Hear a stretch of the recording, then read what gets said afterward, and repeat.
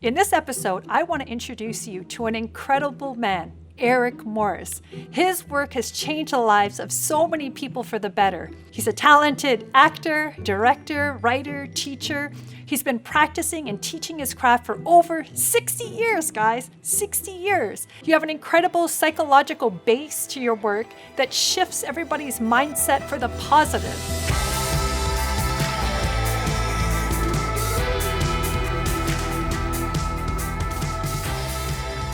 People need to know about Eric Morris because you're not only an amazing acting coach, I think you transform so many lives and people go off and do so many wonderful things and they still use your skills, your exercises. If I'm nervous, I remember how you would help me on stage. And I thought that's brilliant because I feel like that's one of your biggest gifts, right? Is being able to tap into somebody, see where they're stuck, and you would give them these exercises to always help them through it. You always gave them the perfect antidote. There's no separation between living and acting, and you can't teach people how to be experiential actors without eliminating the obstacles. The instrumental therapy part of what I do has not been taught by anybody at all, including Strasberg, including Stanislavski. Nobody's done it. It's the missing link in the method. How to liberate the actor's instrument. It's not being done. And I suffered a lot of ridicule for the first 10 or 12 years of my teaching. They made jokes about me. People who make jokes about the method don't understand it, or they wouldn't make jokes about it. A heart surgeon or a brain surgeon has a process. Lawyers make briefs, they have process. Well, actors have to have a process too. Tell us your how. The how is what tortured me enough to impel me to create exercises and approaches that worked. How? Every time an actor gets on stage and does a scene or a monologue, I say, well, how did you approach this? And they have to be very specific. If there is no how, there is no how, I loved that. I loved that was so different about your class. Because I remember I'd go into other acting classes and you'd get on stage and they would just be like, okay, be mad. And I would think to myself, well, how do I get mad? I mean, I could fake being mad, but I was like, well, how do I get there? And the class just didn't resonate with me. And then I remember coming to your class and you were all about, getting on stage. And the first thing you had us do was do our personal inventory, which I loved, where it was just checking in with how I was feeling in a stream of thought. And just doing that, you allowed us to get rid of all those obstacles of feeling embarrassed, of feeling sad, of feeling self-conscious. And then once you did that, you were like, okay, what process are we going to use to access that anger? And I was like, oh my gosh, where has this guy been? He's amazing. Wow. Because that's the how, exactly. What are some of your favorite antidotes? When you see somebody coming on stage and they can't express anger or they can't express a certain emotion, like what happens in your mind to help determine what technique you're going to give them? That's a very complicated question because there are so many instrumental issues, blocks, obstacles, dependency, fear. I could go on for an hour telling you all the problems and obstacles a person has and that manifest themselves. So when you say, what do I tell them? It all depends on what I perceive. If a person is imposing a kind of a behavior, socially obligated behavior, putting their best face forward, oftentimes I will take the risk and I'll say, I don't believe a word you're saying. I think it's bullshit. I think it's bullshit. I remember those days. Calling on. Their first response is they get defensive and angry. And sometimes they lash back on me, but now I've got them going emotionally on a real level. You see what I'm saying? So I kind of milk that. I say, so you're pissed off at me, right? So express it. Why are you pissed off at me? Because I busted your number? That's good. And pretty soon they're so involved in expressing what's really going on, I'm actually dealing with a person who's being real.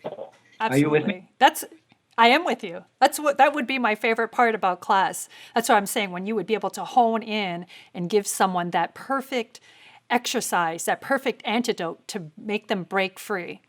Yeah, but Could you you tell understand? sometimes, You understand? This say is it not again? an ego trip. When I say anybody, I'm not special. Of course, I'm special. We're all special. But anybody who spends their time developing a perception and awareness and consciousness, anybody can do this if they really make the decision to commit to growing and learning and evolving.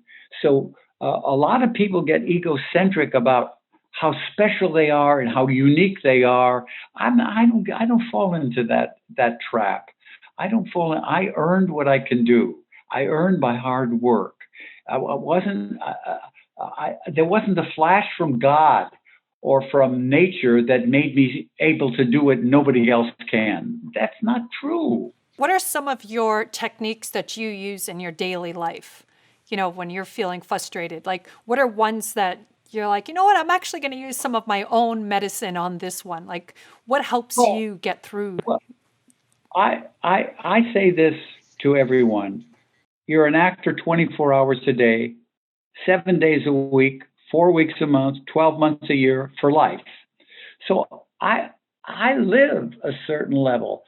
If like this was the complete spectrum of human emotion, that all human emotion was within this spectrum, I've gotten to a place in my life where I don't stop myself or obstacle myself to any color of the human spectrum. I can access any human emotion on cue. But that's after 70 years. I started pursuing acting 70 years ago. But I live what I teach. If I feel something that could be hurtful to somebody, I allow myself to feel it, but I don't express it because of the consequential impact. Freedom is not license. I think that's very important. I think another thing that you do, and I just want to make sure I'm saying this right, is you're also not identified with any of your emotions. They just go through you, but you're not like, I am angry, I am sad. You just allow those emotions and you just play them, Yeah, well, correct? well, if I get angry, it's expressive. It's expressed. Right, If I get right. sad, I allow it to be there. If I get vulnerable, I tear up and I'm vulnerable. An actor gets on stage, or even a person. There's no separation between living and acting. I said that. There are two areas that you have to be aware of. Is the person impressively affectable? And if not, that's the area we have to work in to liberate the actor, the person, to open the doors to being impressively affectable. The second part is this person ex- free expressively to express what they feel on a moment to moment basis? The actors who were the most blocked and the most had the most problem being affectable and expressive turned out to be the most talented ones. But the ones who functioned the best had the least problems. So where do you deal with that? How do you deal with that? If you liberate an actor who is blocked and he opens up, that releases the talent that is unreleasable because of the obstacles. And so the missing link in any of the teaching of actors and methods, Stanislavski, Strasberg, Stella Adler, Sandy Meisner, the missing link is what I have been doing for 61 years, is instrumental therapy, instrumentally liberating the person to deal with being impressively affectable and expressively free. I remember I went to your jamboree up in Lake Arrowhead, I remember you. and I remember. I right? remember like it was yesterday. You were sitting at one point. You were sitting right to my left. Yep. I was like, yeah, I was always right next to you.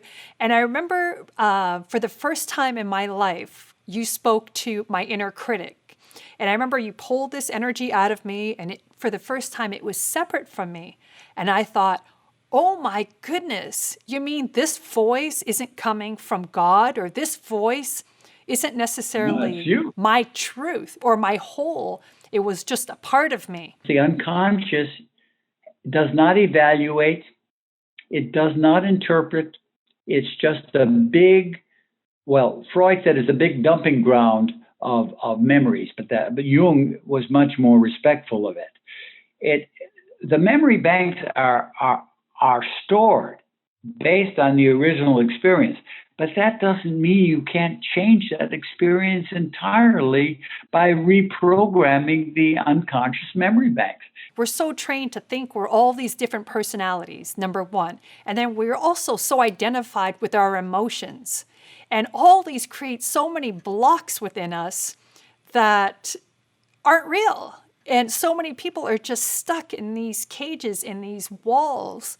And I found that doing his process and doing your process and learning that you can actually get yourself out and then get in touch with that authentic part of you, that light that is Right. passionate about love and life. And The tragedy that some people experience is that they get trapped in a subpersonality or a triumvirate of subpersonalities that work with each other, and they can't get away from it. So I always say, who's running and ruining your life? Who's there in the driver's seat that's running and ruining your life? And if you don't create an aware ego, you have no way of moving them out of a control position. You know, there was an English psychologist many years ago who wrote a book called The People Inside of Us. The people inside of us. That inner critic was one of your other selves, one of your other subpersonalities, and there are hundreds. There's the primary subpersonalities and the disowned subpersonalities, and somehow we have to reconcile and embrace all of our subpersonalities. That's what every book that Hal and Sidra wrote starts with the word embracing.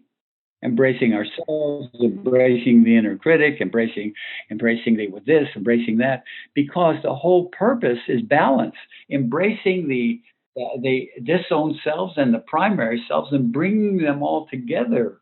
You know, I think it's because you've released so many blocks and you just allow it and you trust it. And when it feels good, you let it come through you. And when it doesn't, you have your tools to go, no, this is not right. And I think that's why you've been able to write so right? quickly. And I think that's also why you're so amazing at tapping into other people's energy. I wanted to show you. This is my last book, the one that just Oh, came out, called "The Actors amazing. of the Selves."